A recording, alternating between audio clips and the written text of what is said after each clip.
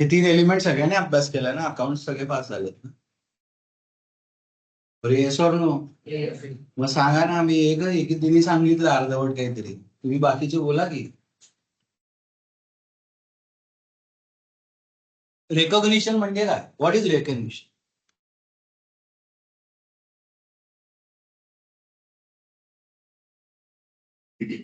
कधी रेकॉर्ड करायचं आपल्या बुक्स मध्ये?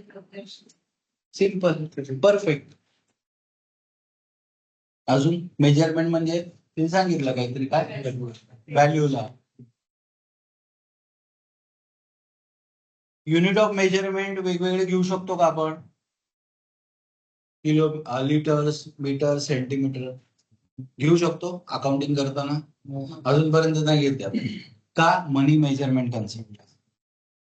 कुठल्याही ट्रान्झॅक्शनला मेजर करायचंय, मगच तुम्हाला त्याचे इफेक्ट घेता येईल बुक्स ऑफ अकाउंट्स मध्ये, बरोबर?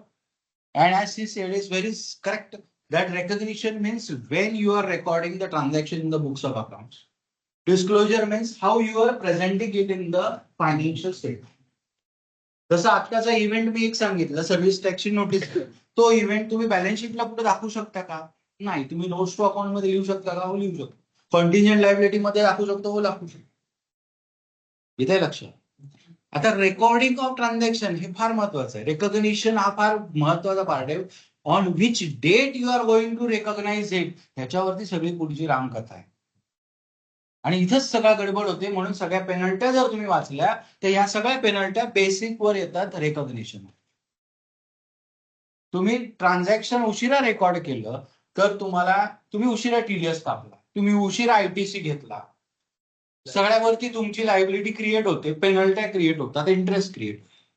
लक्षात आलं का? Recognition is the base of everything. So good. I hope सगळ्यांना